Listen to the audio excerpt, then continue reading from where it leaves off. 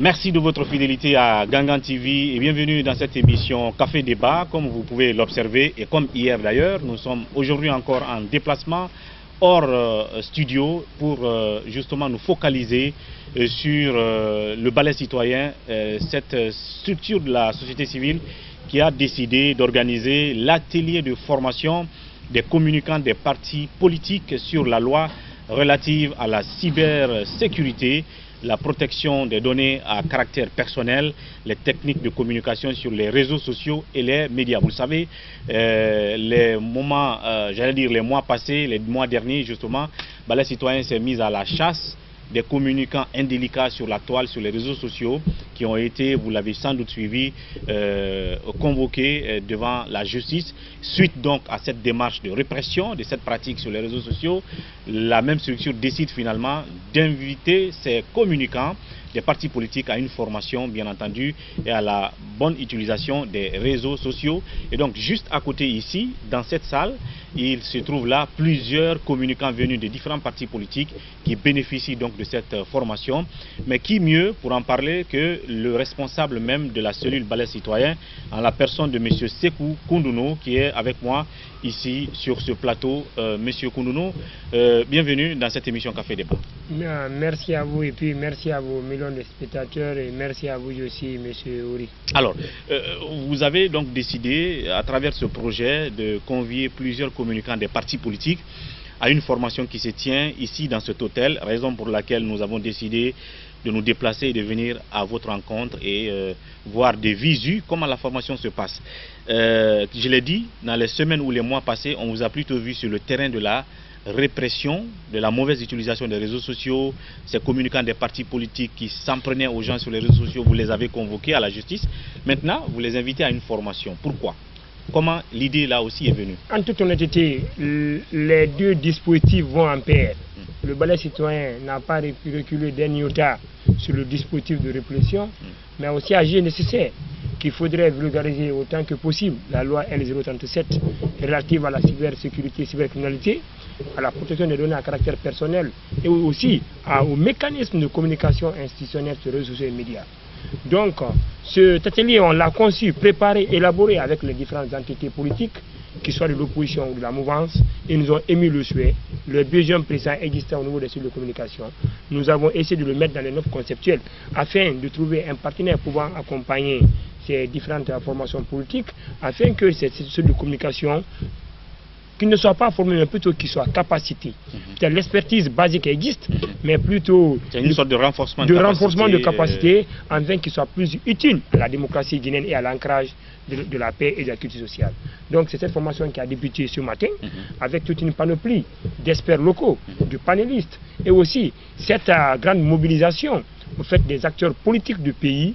Je parle bien sûr du représentant du gouvernement, M. Moustapha Mami, le ministre en charge des télécommunications et de l'économie numérique, le président de l'UFR, M. Sidia Touré, la coordinatrice du système des Nations Unies, Mme Sérafine Wakana, son conseiller, M. Wali Ndiaye, et la présidente de la Guinée audacieuse, le chargé de communication du PLN, M. François Broumont, le secrétaire général de l'UPR, le secrétaire général de l'UFC. Voici cette panoplie au fait, de personnalités qui étaient là, assujetties à 80 participants venus de tous les partis politiques qui aujourd'hui sont en train d'échanger avec ces experts sur comment utiliser les réseaux sociaux dans le bon sens afin de construire la démocratie, promouvoir la bonne gouvernance, promouvoir la paix et surtout la participation citoyenne très active au niveau de l'espace public. Je m'intéresse un peu aux thématiques que vous avez choisies, autour desquelles la formation ou sinon cette séance de renforcement des capacités des communicants des partis politiques va se dérouler. J'entends parler de la loi relative à la cybersécurité, la protection de données à caractère personnel, les techniques de communication sur les réseaux sociaux et les médias. Ça veut dire que s'il y a eu les dérives qu'on a connues à un moment donné sur la toile, qui vous a amené d'ailleurs à porter plainte contre certains, c'est parce qu'ils ignorent tous ces aspects-là. Non, en fait, je suis du genre aussi qui n'a pas totalement cette lecture. Dans la mesure... Oui, mais est-ce que la vérité, c'est pas parce que justement ces 10 communicants ignorent toutes ces choses-là? En partie, ils ignorent, parce que parler de cybercriminalité, de cybersécurité, Du respect des données personnelles. C'est des jargons techniques qui méritent d'être vulgarisés, explicités, comme vous le dites, afin que ces différences de communication comprennent l'intérêt. Mais comme vous le savez, aucune communauté, aucune ethnie en Guinée n'enseigne à la violence et à la haine, ne dit qu'à la haine et à la violence. Donc cela veut sans dire, si nos lois sont faites de facto sur la base de nos coutumes, de nos valeurs et de nos civilisations, cela veut sans dire que toute personne vivant sur le territoire guinéen et qui a une éducation guinéenne ne doit inciter à la haine et à la violence. Mais cela ne nous dédouane pas qu'on ne mette en place tout un mécanisme de formation. Et ce qui a commencé, M. Wouri, et ce qui est très important que vous devez savoir dans cette initiative, est que le ballet, au fait, représente un trait d'union entre le système des Nations Unies et les partis politiques. En fait, nous représentons une structure technique qui facilite aux partis politiques leur renforcement de capacité. On ne bénéficie pas un centime de ce partenaire, mais plutôt nous mettons nos techniciens à la disposition des partis politiques pour concevoir des thématiques, pour concevoir des modules, les mettre à la disposition des experts internationaux ou nationaux et demander des fonds qui sont aussi gérés par les Nations Unies. C'est important cet aspect parce qu'on a vu un moment sur les réseaux sociaux certains communicants, et je dis précisément des communicants du RPG, qui ont brandi le budget de ce projet de formation comme une sorte de, je sais pas, d'escroquerie, ou comme si c'était pas crédible. Vous avez vu ça sur la toile, donc c'est vous qui apporter des précisions. Ma cellule de communication m'a informé, mais vous savez, et le minimum en termes institutionnels, c'est le parallèle des formes. Quand j'écris à Wassolo Agency, le minimum est que Wassolo Agency me répond soit par l'affirmative, soit par la négative. Tout à fait. Donc moi, mon interlocuteur, ce n'est pas un communicant. Mon interlocuteur au niveau du RPG, c'est M. Koumara, qui est le secrétaire administratif. S'il ne me répond pas, je me contente à ça, mais je ne me permettrai pas de répondre à un communicant. Second facteur, ce budget qui a été brandi, je peux vous le rassurer que ce budget est allé à la hausse. De 162 millions à date, cet atelier s'est tenu sous la sagacité, et vos reporters étaient là. Je n'ai pas manqué de magnifier, de remercier, de féliciter Mme Séraphine Wakana, qui est passée de 162 millions à 222 millions de francs guinéens pour supporter le coût. Et ce qui est intéressant, c'est les Nations Unies qui gèrent directement ces fonds. Et non le balai citoyen. Donc, à mon humble avis, il n'y a pas de débat, mais il ne faudrait pas aussi que les gens confondent un peu les petits plats qui prennent ce namari à 3000 aux plats qu'on prenne un peu dans les hôtels. Les hôtels à 5 étoiles. À 5 étoiles. Où il y a la rentrée, il y a le dessert, il y a le consistant. Donc je pense bien les gens, il faut qu'ils reviennent sur terre et qu'ils sachent que le professeur Alpha Condé a construit beaucoup d'hôtels qui permettent aux Guinéens de vivre comme si on était à New York ou à Washington. Bien. Et c'est dans l'un de ces hôtels, sans pour autant dire son nom, que vous tenez cette formation. Alors donc, l'objectif final, pour terminer avec vous, parce qu'on va recevoir aussi certains participants à cette formation, certains communicants des partis politiques, mais aussi certains des formateurs de ces communicants. Alors, la finalité pour le balai citoyen, après cette autre initiative de regrouper les communicants des partis politiques et de les former sur ces thèmes, quelle est la finalité que vous recherchez? En termes de finalité, c'est l'appropriation et la connaissance de ces différentes lois au niveau de ces cellules de communication. 2, c'est la restitution au niveau des états-majors des partis politiques. 3, c'est le changement de paradigme de communication au niveau de ces communicants. Des partis politiques. Des partis politiques. Et ça, vous le savez déjà, avec notre opération que nous sommes en train de mener, vous avez constaté que la communication s'est largement améliorée. Avec cette formation, on va consolider ces acquis pour qu'un trait, un pont de communication, de collaboration soit créé entre nous et les partis politiques.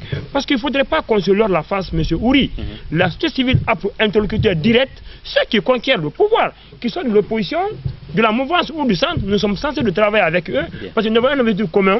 C'est comment améliorer la gouvernance du pays, c'est comment accompagner les pouvoirs publics à répondre aux aspirations des citoyens à la base. Donc de facto, il y a toute une panoplie d'intérêts que nous attendons. Mais déjà, il faut saluer qu'il y a une collaboration franche, sincère, et un engagement, et une motivation et un intérêt au fait de ces communicants qui suivent avec beaucoup d'intérêt cette formation à l'instant où je vous parle. Et donc, en termes de participants, ceux qui sont venus des différents horizons, j'ai remarqué dans la salle que l'UFDG est majoritairement représenté, a répondu en tout cas présent.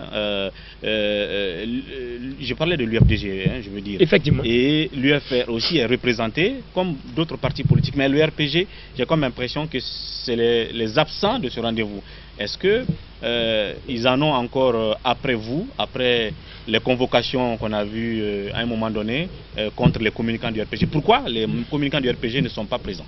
En toute honnêteté, je me ferai économie de temps. Je vous ai dit qu'on a écrit au RPG Arc-en-Ciel en leur transmettant une lettre d'invitation pour désigner des participants, les thèmes de référence. On a joué nous-mêmes le budget de notre activité. Mais par maladresse, on a trouvé nos documents officiels sur la toile. Je ne sais comment ce parti fonctionne. Les détails, je ne rentre pas dedans.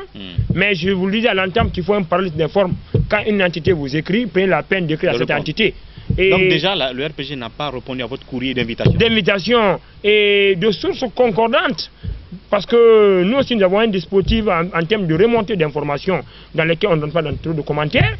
Les gens nous en veulent parce que du fait qu'on s'est prononcé sur le 3e mandat, que nous ne cautionnerons pas, qu'on ne s'associerait pas, et que nous travaillerons avec toutes les dynamiques sociales afin d'empêcher cette aventure. Très risquée. Alors, mais moi, je ne pensais pas que c'était même une affaire de 3e mandat. Pour moi, en sinon pour les observateurs, comme Balai Citoyen à un moment a trimballé des communicants, des partis politiques à la justice, y compris des communicants du RPG. Il y a les dessous de ce refus qui s'est transformé en acharnement, en stratégie de déstabilisation, ce qui ne marchera pas. D'accord. Qu'ils cherchent que donc ce n'est pas dû seulement au fait que vous avez... Pas du tout, très loin. Vous avez convoqué des communicants du RPG. Je peux vous le rassurer d'une chose, que le Balai Citoyen est géré par un amiral de guerre. J'ai toutes les stratégies afin de mener ce combat citoyen pour le peuple de Guinée. Qu'ils cherchent que cette affaire de 3e mandat, le Balai Citoyen ne s'associerait pas, ne cautionnerait pas et travaillerait avec toutes les dynamiques possibles, de façon légale et légitime, afin d'empêcher cette aventure risquée pour la stabilité et l'activité sociale en Guinée. J'ai compris ce facteur de 3e mandat, mais je dis encore que est-ce qu'une des raisons de ces, si vous pouvez appeler ça boycott ou refus de participation. Le FDG là, non, ne rentrez pas s'il vous plaît. Est-ce que c'est pas du... Oui, il y a des communicants du FDG qui ont été convoqués un moment. Ils sont là, le FDG est représenté. Bien. Donc je pense que ça ne peut pas justifier. C'est pas forcément ça. C'est pas forcément ça, mon cher ami. Alors voilà, j'allais dire, Sékou Koundounou, qui est donc le premier responsable de la cellule Balai Citoyen, qui décide donc de cette initiative, en tout cas on va dire première du genre, de réunir les communicants des partis politiques pour cette formation. Tout de suite, dans la deuxième partie, on va recevoir successivement certains participants et certains formateurs à cet atelier sur la cybersécurité, la protection des données à caractère personnel, les techniques de communication et les techniques de communication sur les réseaux sociaux. Mais d'abord, pour terminer cette première partie, on suit ensemble cet élément de reportage qui va boucler la première partie. Et puis derrière la publicité, on se retrouve avec d'autres invités. Koundounou, merci d'être passé. Merci mon cher ami. Merci. Félicitations. Merci.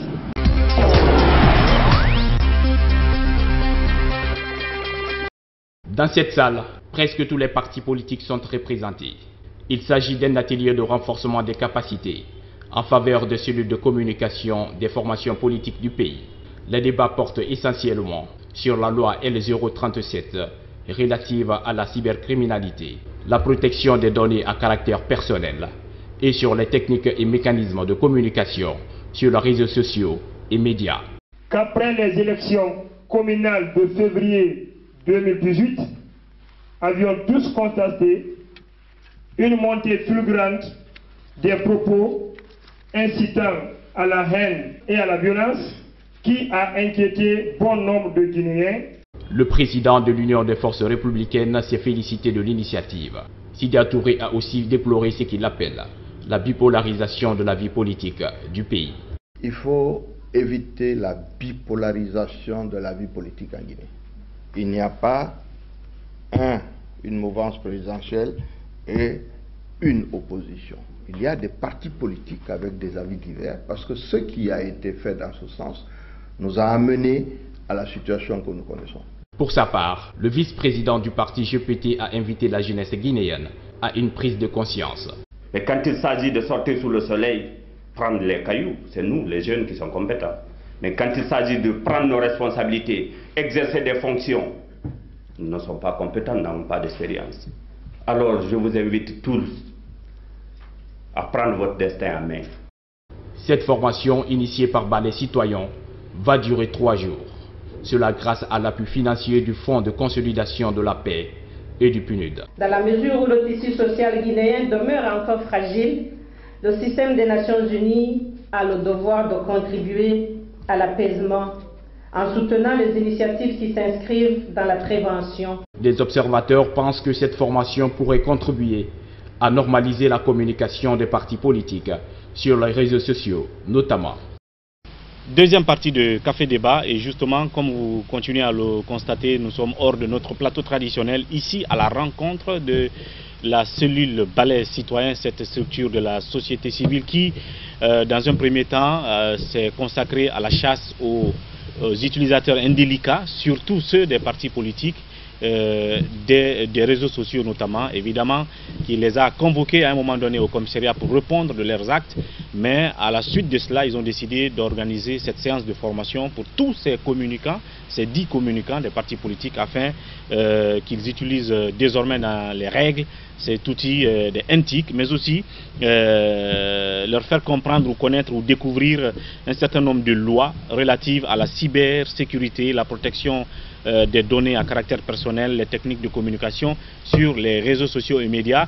Déjà dans ce début de la deuxième partie d'émission, je reçois l'un des formateurs de ces communicants. Il s'agit du juriste Karamomadi Kamara, qui donc est intervenu sur la thématique liée aux menaces des réseaux sociaux. Monsieur Kamara, bienvenue dans cette émission Café Débat. Merci. Habituellement, je vous reçois sur notre plateau. Aujourd'hui, c'est tout à fait dans un cadre agréable. Agréable et tout naturel. Mais sauf qu'à côté de nous ici, il y a ces communicants des partis politiques qui sont dans la salle en train d'être formés sur les thèmes que je viens d'évoquer. L'initiative est de la cellule Balai Citoyen. D'abord, votre réaction à cette initiative venant de Balai Citoyen. Je trouve que c'est une très belle initiative qui permet de pallier le risque auquel le pays s'est vu exposé au sortir des élections du 4 février. Parce que les propos qui commençaient à prendre de l'ampleur sur les réseaux sociaux étaient de nature à mettre en péril la paix et la stabilité publique. Et chaque fois qu'on minore l'impact de la paix sociale, on majore le risque d'instabilité politique. Et pour éviter donc cette instabilité politique, le Balai Citoyen, que je salue au passage, avec ses partenaires techniques et financiers, ont pris l'initiative de former ces communicants sur d'abord le contexte lié à la communication elle-même. Parce que vous savez bien qu'une mauvaise communication, c'est comme une arme mal utilisée. Elle peut avoir des conséquences dramatiques. Absolument. Et donc la suite de ce contexte, ce serait aussi de mettre un accent sur l'arsenal juridique guinéen, le code pénal en l'occurrence, et la loi 037 sur la cybersécurité et la protection des données personnelles. Il y a entre donc ces deux thématiques, des thématiques intermédiaires dont celle que j'ai eu le privilège d'animer, qui porte sur les opportunités et les menaces des réseaux sociaux. Parce que les cibles de cette formation sont des jeunes. Et pour la plupart des jeunes sortant des universités, qui sont pour beaucoup à la recherche de leur emploi. Donc l'objectif, c'est de leur expliquer que les réseaux sociaux sont aujourd'hui une partie intégrante de notre vie au quotidien et qu'à travers ces réseaux sociaux, nous pouvons obtenir des opportunités, tout comme nous pouvons subir des menaces. En termes d'opportunités, moi j'ai attiré leur attention sur le fait qu'aujourd'hui, il y a ce qu'on appelle le e-réputation, qui voudrait dire la réputation électronique ou la réputation virtuelle. Autrement dit, ces jeunes communicants qui vont postuler dans différentes entreprises ou dans différentes organisations verront ces recruteurs aller sur leur page Facebook par exemple, ou sur d'autres réseaux sociaux pour se faire une idée de leur personnalité. En parcourant l'historique de leur publication depuis le début. Depuis le début, pour voir quel est le registre dans lequel cette personne s'inscrit. À commencer par les photos qui sont postées, les messages qui sont diffusés. Et ces messages sont regardés à deux égards. D'abord, la portée du message, ensuite, la formulation du message. Donc l'objectif, c'était d'attirer leur attention sur le fait qu'ils doivent faire attention à ce qu'ils publient et au message qu'ils véhiculent. Parce que demain, s'ils ont la chance de bénéficier d'un décret, d'un arrêté ou d'une promotion quelconque, leurs détracteurs pourront ressortir l'historique de ces archives-là, pour dire on ne comprend pas qu'une telle personne puisse être à ce niveau de responsabilité. C'est-à-dire qu'on dise qu'une personne qui appelait à la haine sur Facebook, qui faisait la promotion de la guerre civile, exactement. Est-ce qu'on peut prendre une personne comme ça? Pour donc la mettre à un certain niveau, ça peut jouer contre les gens, parce que tout ce qui est posté sur les réseaux sociaux reste archivé dans des serveurs. Même quand vous le supprimez sur votre page. D'ailleurs, Facebook a une manière de rafraîchir les mémoires. À chaque 1 an, par exemple, on vous sort ce que vous avez publié. Exactement, il y a 1 an ou 2 ans. C'est l'illustration parfaite votre passé vous suit. Votre passé vous suit, vous colle à la peau et vous avez des endroits sécurisés où ces informations sont. Alors donc, autant bon utiliser ces réseaux sociaux à bon escient. L'envers de cela aussi, ce sont les menaces.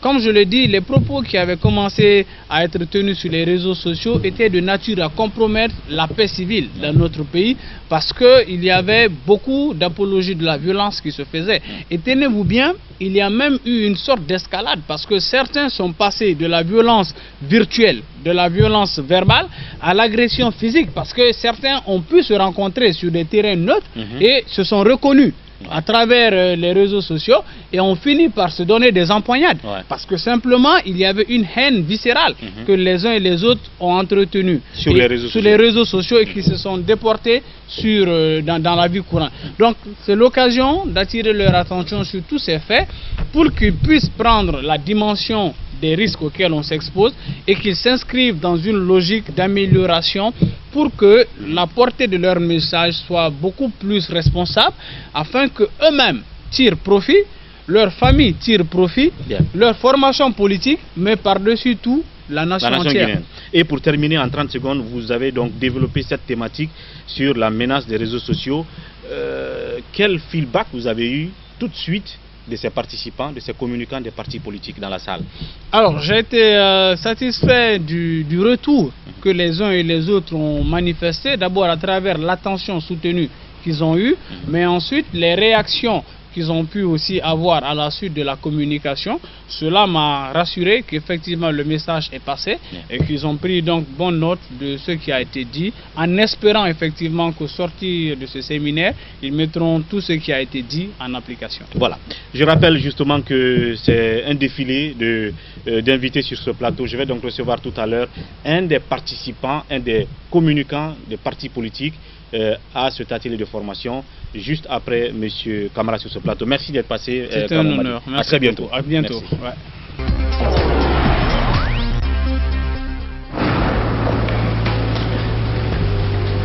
Il existe des choses qui nous donnent la force et l'audace d'aller au-delà de notre imagination. Le thé Akbar. Le thé Akbar est fabriqué en utilisant uniquement les feuilles soigneusement sélectionnées en provenance de Ceylon. La qualité du thé Akbar a été évaluée selon les normes les plus strictes par des experts en dégustation qui se sont appuyés sur près d'un siècle d'expertise dans ce domaine. Premier producteur de thé, vous pouvez faire confiance à la famille Akbar pour vous garantir votre santé. Seule la meilleure tasse de thé peut vous procurer de la fraîcheur. Thé Akbar, le leader mondial. Voilà, à présent, Khalil Ba, il est de l'UFDG, l'Union des Forces Démocratiques de Guinée, et donc jeune communicant de ce parti, participant à cet atelier de formation des communicants des partis politiques sur la loi relative à la cybersécurité, la protection des données à caractère personnel, les techniques de communication sur les réseaux sociaux. Monsieur Ba, bienvenue sur ce plateau. Merci, monsieur Diallo. Alors, vous prenez part à cette formation. Déjà, première question, vous êtes combien au compte de l'UFDG à cette formation? Bien, naturellement, je pense que je suis venu au compte de l'UFDG. Je crois que nous sommes 15-20, quelque chose comme ça. Je ne retiens pas le chiffre exactement. 15 à 20 personnes quelque chose comme ça, au compte de l'UFDG. De l'UFDG, oui, oui. Bien. Alors, déjà, pour quel intérêt vous avez décidé de répondre à cette invitation de cellule Balai Citoyen? Parce qu'on sait que le climat était très tendu entre les partis politiques à un moment donné, et cette structure Balai Citoyen, notamment entre l'UFDG d'une part et le RPG de l'autre part, qui était tous fâchés contre le balai citoyen parce que la structure a envoyé certains d'entre vous en prison, en tout cas pour ceux qui sont allés en prison. On a appris que ceux de l'UFDG ont fui le pays, on ne sait pas si c'était vrai ou faux. Ce qui est sûr, ceux de l'URPG ont séjourné à un moment donné en prison. Mais c'est la même structure, après vous avoir convoqué devant la justice pour mauvaise utilisation des réseaux sociaux, appel à la haine, appel à la guerre civile, appel à ceci ou cela. Il vous invite à une formation et vous répondez. Quel est le motif qui a fait que vous avez répondu? Il faut dire d'abord qu'il n'y a pas eu d'altercation entre le balai citoyen et l'UFDG. On n'a pas eu un militant qui a fui, c'était juste des spéculations, des rumeurs organisées et orchestrées par le RPG. À l'IFDG, on a reçu une plainte contre mon frère et ami Goubou Diallo. Il a répondu, il a passé aussi la nuit à la cellule. D'accord. Nous ne pouvons pas être en conflit avec Balai Citoyen pour avoir porté plainte. Parce qu'à l'IFDG, nous incarnons des valeurs, nous sommes des respectueux des lois de la République. C'est juste qu'on n'a pas aimé peut-être la démarche de la cellule Balai Citoyen, qui était que s'agiter contre un communicant très responsable comme Gouboué, alors qu'il y a des gens qui ont menacé ouvertement de passer à l'acte et que l'acte s'est produit. Donc on n'a pas vu en fait le lien entre ces gens-là et le communicant de l'FDG. Ce qui est sûr, à un moment, ça a été chaud entre vous. Bon, ça a été chaud, oui, c'est normal. En fin de compte, la structure vous invite à cette formation, vous avez répondu. C'est normal, il faut dire que, bon, en Guinée, le monsieur qui a condamné Alpha Condé, M. Sima, est celui aussi qui était à la Cour suprême quand monsieur est devenu président de la République. C'est un peu ça les principes de la démocratie, c'est comme ça que ça fonctionne. L'ami d'hier est peut-être l'ennemi d'aujourd'hui, mais je suis quelqu'un qui est en altercation avec vous pour certaines questions de la loi ou de la justice, n'est pas forcément votre ennemi. Alors quel intérêt en tant que participant au compte de l'UFDG vous avez eu de cette formation et des thèmes ou thématiques qui ont été développés dans cette salle de formation? Bien, M. Diallo, il faut dire que cet atelier de formation des communicants des partis politiques sur la loi relative à la cybercriminalité est d'une importance très capitale.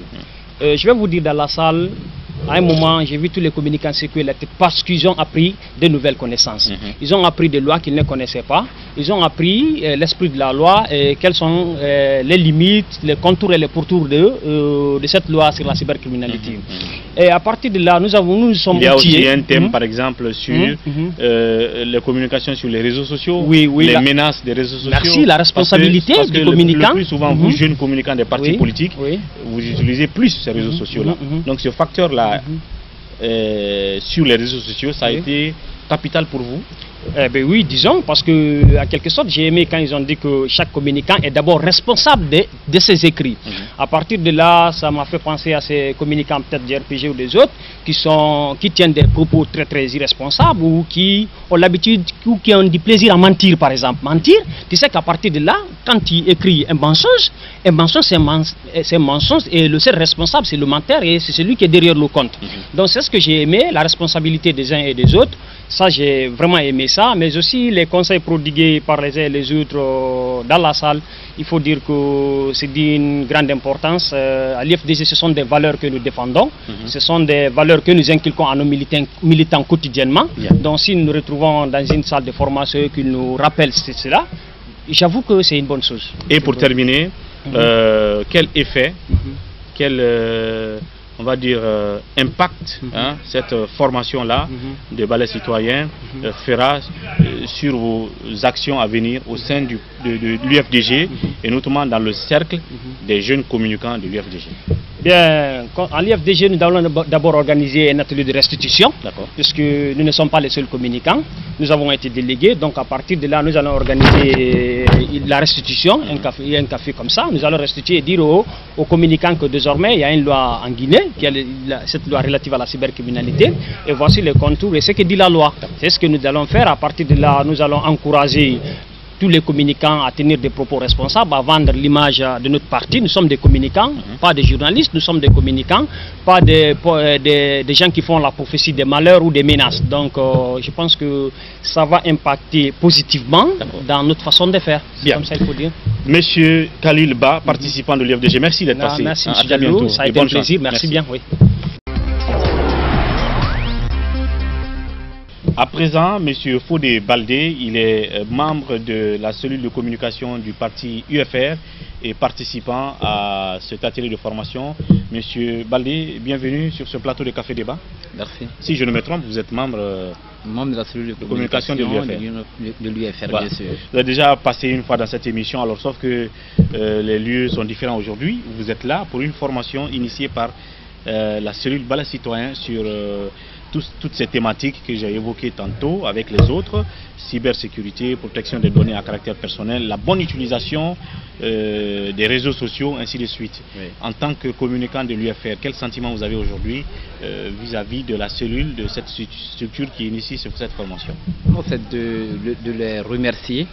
Parce que cette formation s'inscrit dans un contexte que nous connaissons tous, à un moment où on a assisté vraiment à des propos peu catholiques sur les réseaux sociaux qui plombent, qui sont appelés même à zapper la paix sociale dans laquelle nous sommes.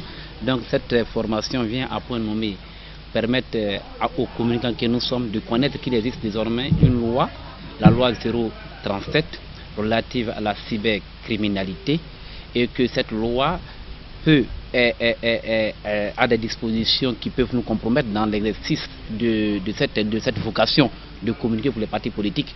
Et comme le fait savoir le procureur tout à l'heure, c'est que ces communicants, tous les communicants qui ont été interpellés par le fait même de ces propos peu catholiques avec l'appui du Balai Citoyen, on a constaté qu'aucun responsable des partis politiques n'y a été avec ces jeunes communicants dans les geôles. Donc c'est suffisant, c'est montrer combien de fois nous devons être responsables, parce que communiquer, ça demande aussi de la responsabilité. Bien. Et en tant que membre de l'UFR, c'est vrai qu'à un moment donné, au pic des dérives sur les réseaux sociaux qu'on a connues ici, qui a même amené la structure Balai Citoyen à convoquer certains devant les tribunaux, on n'en a pas entendu du côté de l'UFR. On peut dire que peut-être c'est une bonne image pour votre parti. Exactement. Mais en même temps, ça n'enlève pas le fait que vous avez quand même besoin aussi de ce type de renforcement de capacité. Alors vous, au compte de l'UFR, qu'est-ce que vous tirez comme intérêt, comme impact de cette formation? Comme vous venez de le dire tantôt, nous nous réjouissons du fait qu'aucun des nôtres n'a été interpellé. Mais cela encore nous appelle à plus de responsabilité dans l'exercice de cette vocation. Cela veut tout simplement dire que désormais les Guinéens ont compris que les communicants de l'UFR font de la bonne communication, ou de la communication susceptible de consolider l'unité nationale, débattre sur les débats, sur les projets de société. C'est pourquoi nous sommes entrés en politique, parce qu'on entre en politique avec des idées, on entre en politique pour défendre une vision qu'on a pour son pays. Donc cela nous appelle à être encore plus responsables dans nos communications. Donc cette formation, on ne pouvait pas ne pas y participer. Parce que nous sommes appelés, tout homme, toute personne a besoin de formation. Et cette formation, on ne pouvait que venir. Et nous sommes venus pour apprendre. Et cela nous a permis de connaître nos droits et nos devoirs relativement à la communication sur les réseaux sociaux. Et nous avons été aussi informés de nous avons reçu certaines informations dont on n'avait pas connaissance, ou que nous ignorons dans la pratique. Absolument. De tous les jours. Et donc l'UFR tire quel intérêt de cette formation à travers vous, parce que ce n'est pas tous les communicants de l'UFR qui sont là? L'intérêt que nous tirons, c'est que nous constatons que désormais il existe une loi. D'abord, il existe dans le code pénal, il existait des lois de 830, si j'ai bonne mémoire, 846 et ainsi de suite. Et désormais il existe une loi organique 037 relative à la cybercriminalité. Pour dire quoi? Désormais la Guinée a mis en place une disposition juridique pouvant incriminer tous ceux qui auront des propos dérisoires sur les réseaux sociaux, pouvant zapper la paix sociale. Donc nous venons nous outiller davantage pour pouvoir toujours redorer le blason de l'UFR, faire comprendre à l'opinion nationale et internationale que l'UFR était partie responsable. C'est pourquoi toute formation où nous sommes invités, nous ne pouvons que venir participer et apprendre. Et c'est pour cela sans doute que le président de l'UFR aussi a pris de son temps ce matin pour être là à l'occasion de l'ouverture de cet atelier, pour marquer l'intérêt que lui-même a vis-à-vis de ce genre d'initiative. Non seulement ça, mais aussi pour la formation et l'éducation en général. Bien. Merci Fodé d'être passé. C'est moi qui vous remercie. À très bientôt. Merci.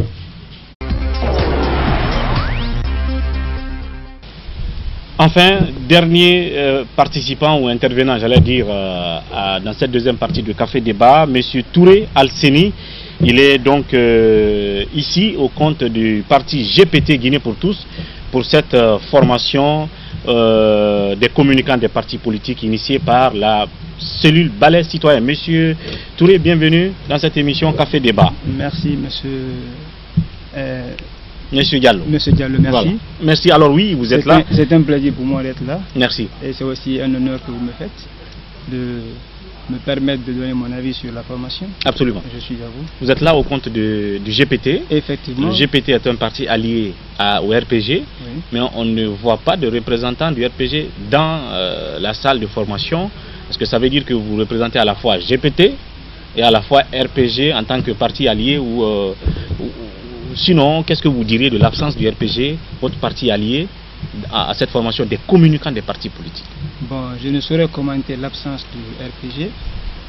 Avant de m'aventurer sur la question, je saisis cette occasion pour remercier la cellule Balai Citoyen, remercier les partenaires techniques et financiers, notamment le système des Nations Unies, pour cette initiative. Le pays en avait grand besoin. À la sortie des élections communales et communautaires, nous avons vu sur les réseaux sociaux le fléau qui a... Vous voudrez bien élever un tout petit peu la voix, c'est très important. Donc nous avons vu sur les réseaux sociaux, les médias sociaux, la tournure des communications qui avait pris un sens vraiment irresponsable, très irresponsable même. Et donc l'initiative, je la salue très bien. Maintenant, quant à l'absence des militants du RPG, comme je l'ai tantôt dit, je n'ai pas d'informations suffisantes pour commenter. Nous sommes du RPG, du GPT, un parti allié au RPG, arc-en-ciel. Vous avez vu notre leader politique, Dr Ibrahima Kassory Fofana, il est actif dans le gouvernement du professeur Alpha Condé. Donc nous sommes alliés, on n'a pas un pied dedans. Vous ne saurez trouver d'explication à leur absence. Mais est-ce que vous trouvez que c'est bon pour les communicants d'un parti politique de s'absenter à une telle formation, si c'est un véritable atout pour vous en tant que communicant? Est-ce que vous trouvez que c'est bon? Bon, moi je pense que vu l'importance de la formation, il est mieux que les participants, il est mieux que les communicants des partis politiques participent à une telle formation. À ce genre de formation? Oui, à ce genre de formation. C'est une initiative salutaire. Maintenant, les raisons qui font qu'ils n'ont pas participé, je ne sais pas. Est-ce qu'ils ont reçu une invitation comme nous? Je ne sais pas. Donc c'est pourquoi je ne saurais le commenter. Bien. Mais quand même, je salue l'initiative. Bien. Alors, vous saluez l'initiative et parlons donc du contenu de l'initiative. Les thèmes cybersécurité, protection des données à caractère personnel, les techniques de communication sur les réseaux sociaux, surtout ce thème-là, et les menaces des médias, les menaces des réseaux sociaux développées par le juriste Kramamadi. Tous ces thèmes-là, et quel est l'impact que vous, en tant que représentant de GPT, vous tirez de cette formation et quel usage vous allez en faire au sein de votre parti politique GPT et plus spécifiquement au sein de la cellule de communication de GPT? Voilà, merci pour la question, une très belle question. D'abord, je mets l'accent sur la culture de la paix. La paix, comme le dit souvent notre leader politique, Dr Ibrahima Kassory Fofana, la paix constitue le fondamental pour tout développement. Donc la citoyenneté, c'est un rôle qui est dévolu, c'est-à-dire l'éducation citoyenne est un rôle qui est dévolu aux partis politiques. Dans la Constitution, c'est eux qui doivent... Au-delà de la conquête du pouvoir. Voilà, au-delà de la conquête du pouvoir, les partis politiques ont l'obligation, selon notre Constitution, de former les citoyens. Absolument. En tout cas, c'est la formation politique des citoyens et leurs militants incombe aux partis politiques. C'est pourquoi dans notre parti, nous avons des séances de formation annuelles que nous organisons qu'on appelle l'école des cadres.